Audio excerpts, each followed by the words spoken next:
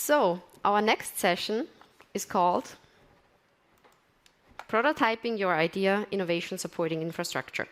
Our speakers will talk about which infrastructure outside of makerspaces is available and how their services can help innovators, entrepreneurs, startups, scale-ups, and creative minds to develop hardware prototypes fast and efficiently. Please welcome with me Melanie Ruf, who is the founder of and CEO of Hedi Productions.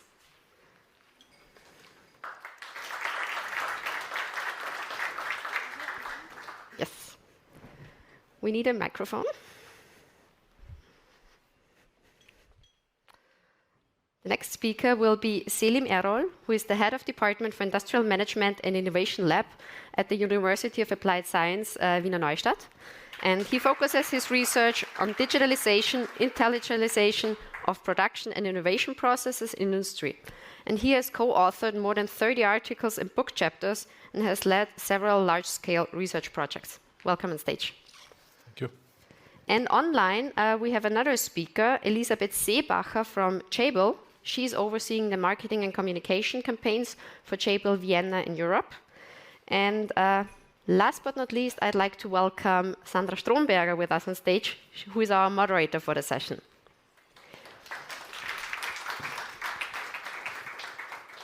Sandra has worked in agency industry for over 25 years, and 7 years ago, she founded the open innovation community Industry Meets Makers. Stage is yours. Thank you very much.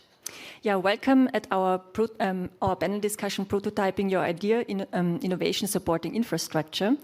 My name, as she said, is Sandra Stromberg. I'm the founder of Industry Meets Makers, this open innovation community platform she mentioned. And yeah, I have the honor to host this panel today and to speak with 3 experts from the innovation supporting industry. Melanie Ruf, the founder of Hedi Productions, and herself also a former founder of a hardware startup.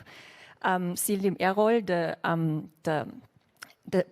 head of the Department of Industrial Manufacturing of the URS Wiener Neustadt, and also the Associated Innovation Space, and Elisabeth Seebacher, online team member of Jabil, one of the largest EMS providers worldwide. Yeah, welcome on stage. Let's jump into the topic. After 2 years of pandemic and the horrible Ukraine war, it's clear to all of us that we have to gain more autonomy again. And this applies especially to the manufacturing industry. Elisabeth, wieder.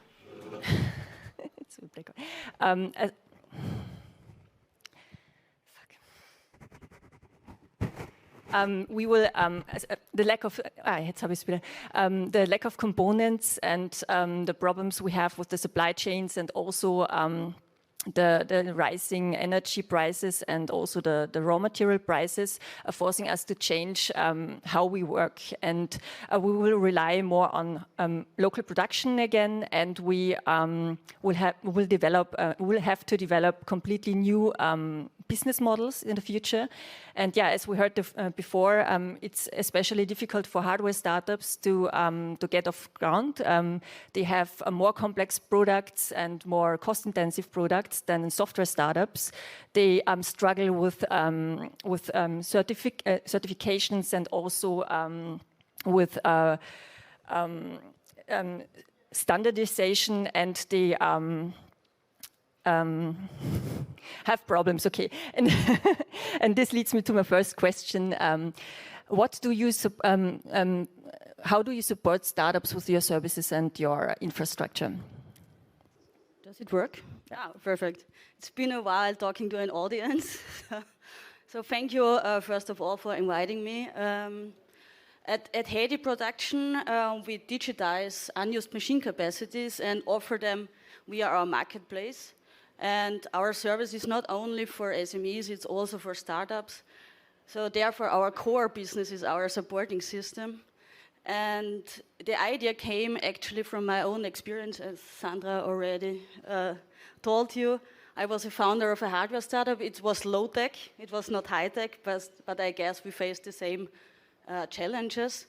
And now, after all, I'm a founder of a software startup, and I can tell you it's not that easier than founding a hardware startup. Different challenges, but also a tough way. I would say, in general, to summarize my experience, founding something new, innovate in Europe, bring ideas on the road, make them accessible to customers or a community is hard in Europe, and that's why I think it's very important that we talk about this during this event.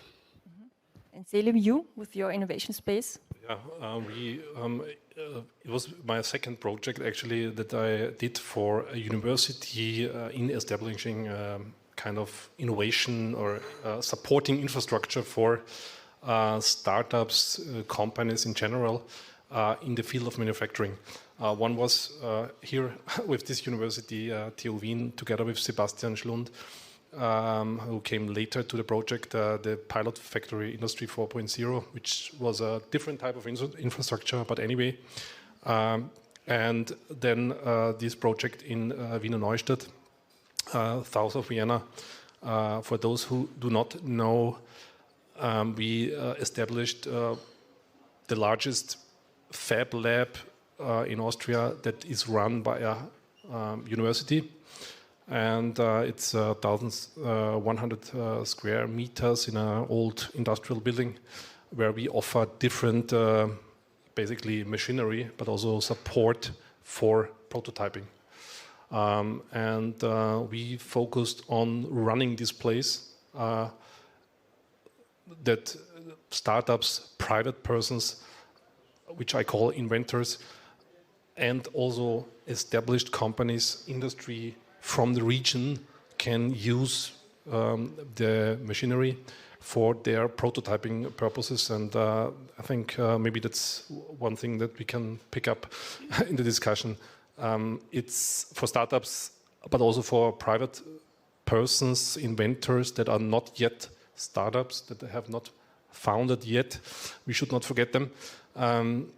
It is important to have infrastructure to get into the prototyping process, yeah, and that's why we run it. Mm-hmm. Okay. And Elisabeth, how is it for you if a startup knocks on your door the first time? How do you proceed? What can you offer? Hi, Sandra, and thank you for the introduction. I wasn't sure if you can hear or see me because I can only hear you.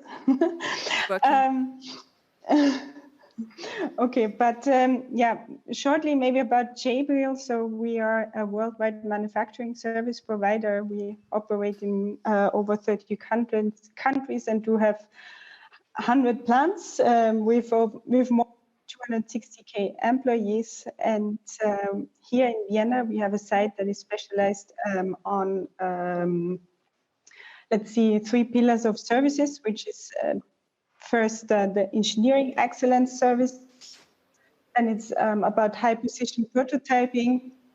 And then we have the, let's say, state-of-the-art equipment for testing, evaluation, and measurement. So whenever a startup or client comes to us, it starts with a session of a lot of questions, so that our experts know what's going on, what kind of, what's the concept, what's the idea.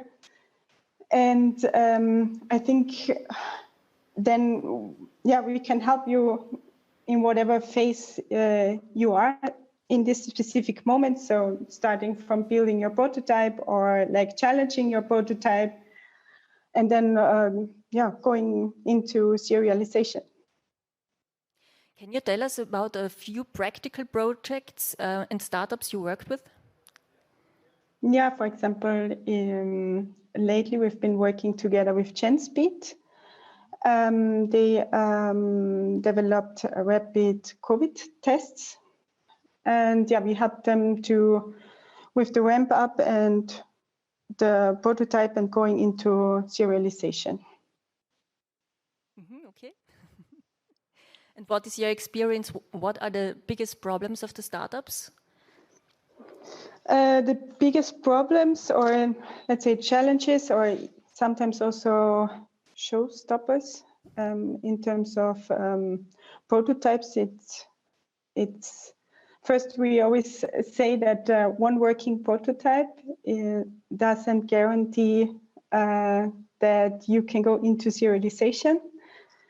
So, and in terms of prototyping, or let's say, the entire process, it's very often about the tolerance chain analysis, and then the material selection and analysis.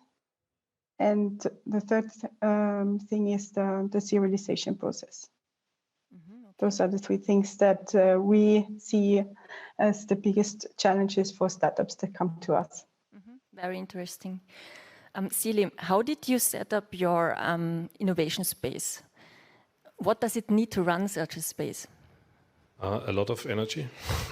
First, let me say that first. In both projects, I think you need first you need a very good project management to run such a to build such a space. You need realistic assumptions about the money you need. It costs a lot, such as to create such a space, to buy all the equipment, and you need funding. In this regard, we are similar to a startup. We were similar to a startup, kind of. It was a lot of work to find funding for such a project. Yeah, and then what was one of the questions beforehand was, how can we address the startups in the region and their needs, but also established companies, because what we wanted or want to provide there is also a kind of a networking function, that we bring together established companies in the region and startups. That's one of the very important things, I guess, also for startups. And of course, our students. Yeah.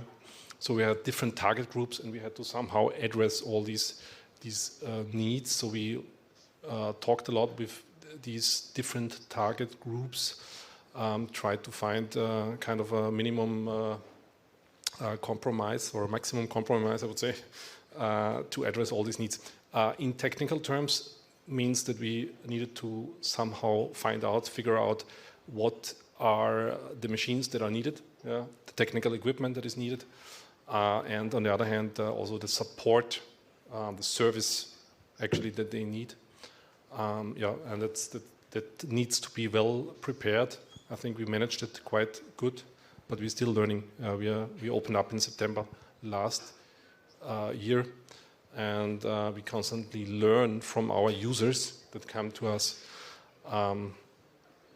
And I think that's also maybe one ingredient, that you have to be open all the time. There are so many different companies that have different needs and different levels of expertise, and also in their innovation approach, I would say, that you have to somehow be flexible. How many people are working in the space? We are basically, the whole space is run by my department, and in total we are 7 people that run it, but not full time. So each of us is spending some time of his 40 hours or more into the innovation lab.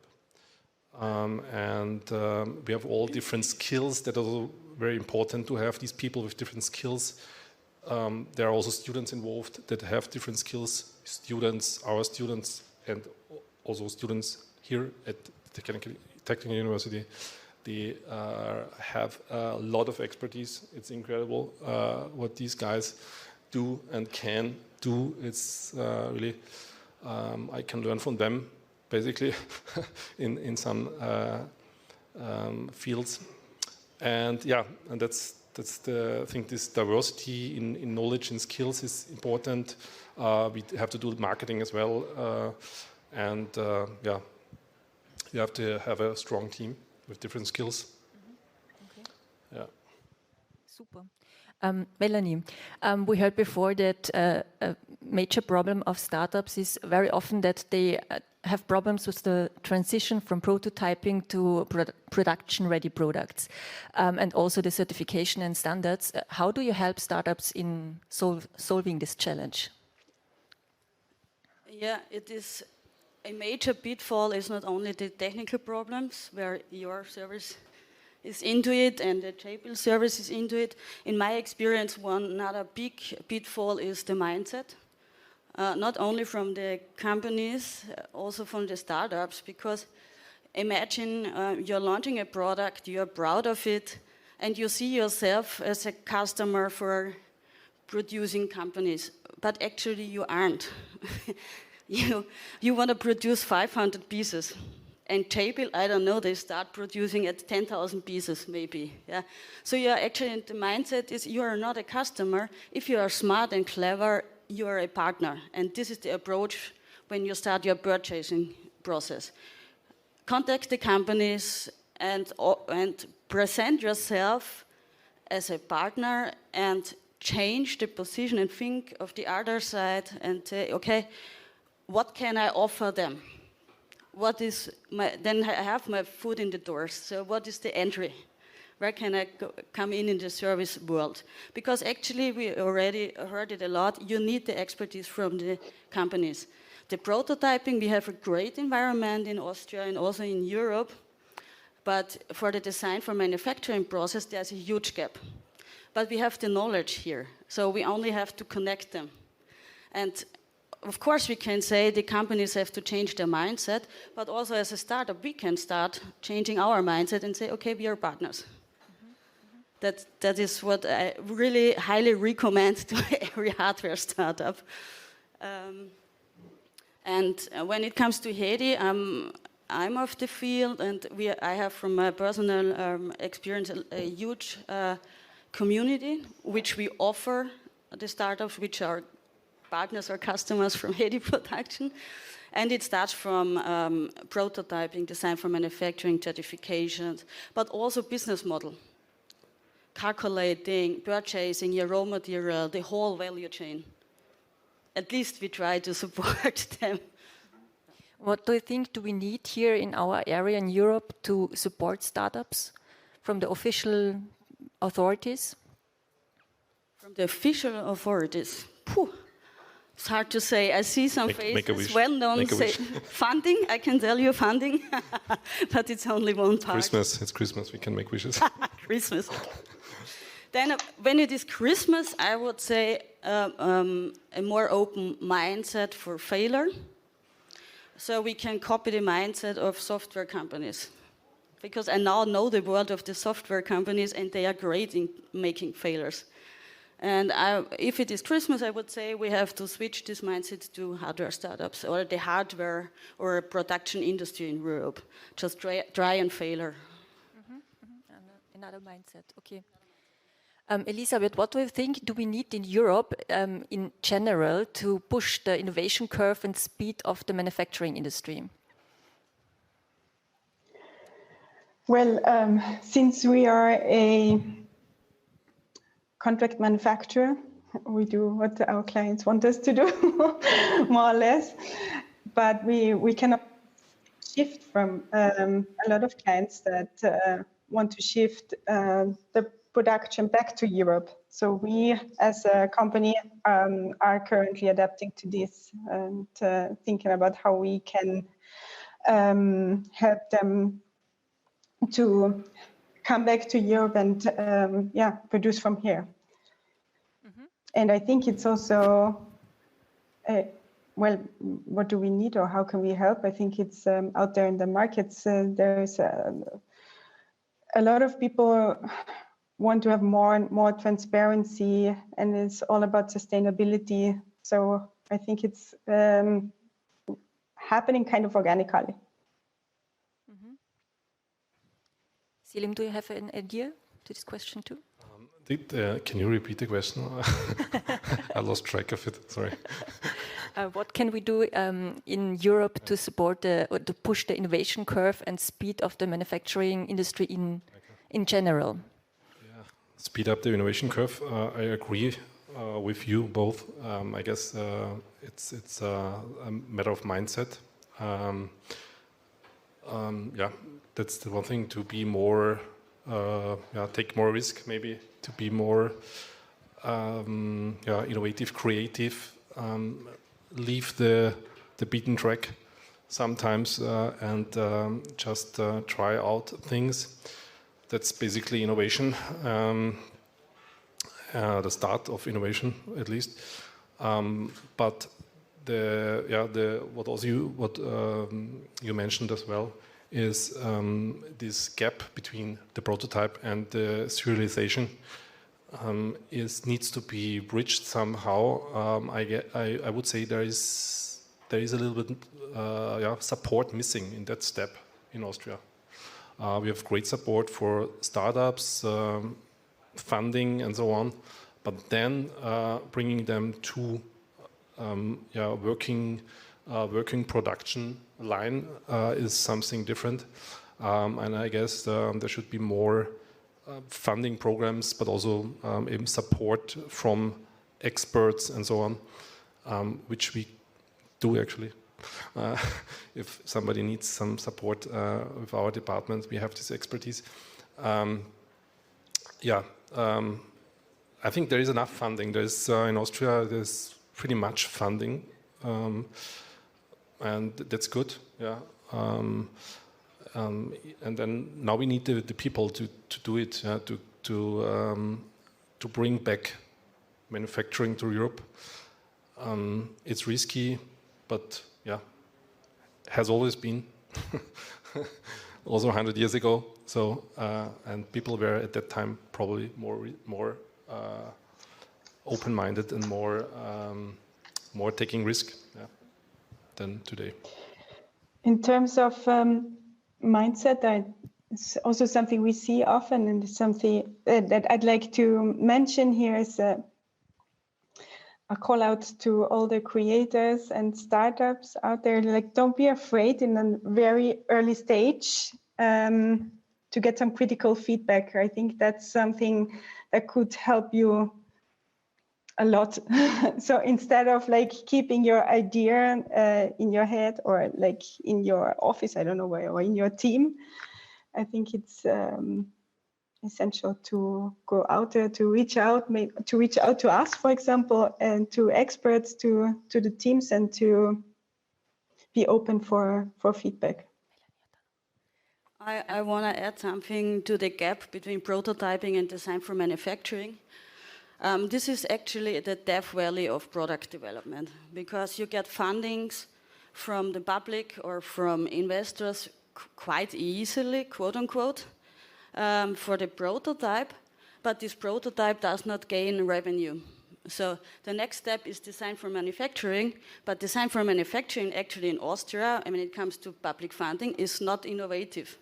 And I think this is one big mistake, because design for manufacturing is an innovative process. And we have great experts here, because if we've been not experts in design for manufacturing in Europe, it would be way too expensive to produce in Europe. So we can do that much better than other continents or countries. Especially in Middle Europe, we are experts in design for manufacturing. But this is not an innovative process. This is an outreach to all the public funding and maybe to investors to see this process also as an innovative process and fund this stage. Because there is actually no funding for this stage. And I don't get why. Because if you've ever been in this stage as a startup or a company which is innovative and want to bring new products to the market, it is incredibly hard to close this gap. And maybe one step can be just, okay, this is not the fancy new product, but this is the perfect product for producing, and we support it. Selim, you wanted to add something? Yeah, I think the Valley of Death, you mentioned it, is you have to be different qualities than in inventing a product or creating a prototype. And that's where the way is kind of splitting between those that have the energy and the qualities to walk through the death Valley, I say, and those that do not. It's maybe good because somehow it's you have to be then at that point you have to be committed to the prototype product that you want to bring on the market or not, and it's on the one hand good, on the other hand. You need this. You really those startup founders and so on. I really very much appreciate them and so on, but.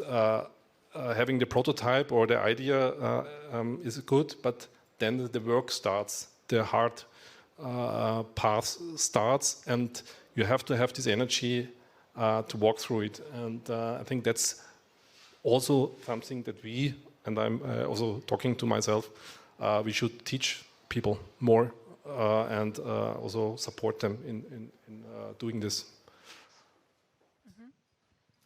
Yeah, and what would you help as innovation supporting infrastructure provider? What would you need to improve your services and your offer? Well, in our case, it's funding, of course. We are a startup. We have the network. We did a lot of hard work. We are willing to do further on hard work. But, of course, funding. And in our case, it's not designed for manufacturing. It is a product market fit to reach that. I feel comfortable in our environment. It was harder as a hardware startup, I have to say. It was harder than for a hardware startup. It was harder to found a hardware startup compared to founding a software startup in Austria. Oh, okay. I think we have, we have a few minutes more. Are there any questions from the audience? Not really. Okay. Yeah, Peter?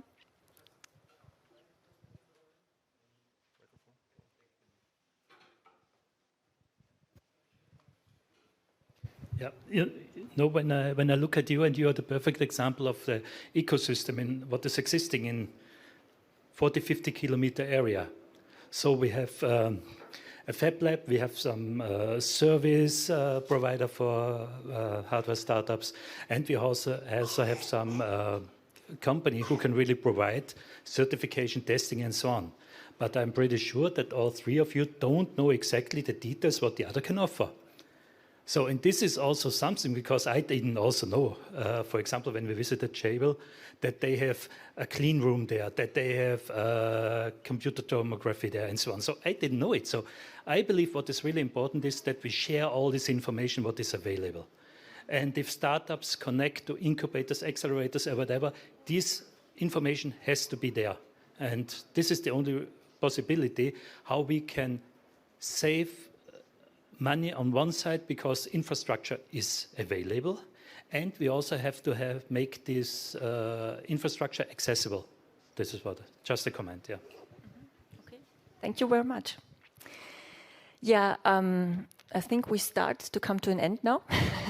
Thank you very much for your interesting inputs, and yeah, have a nice evening. If there are any more questions, please contact our speakers afterwards. Thank you very much. Thank you. Thank you. Thank you.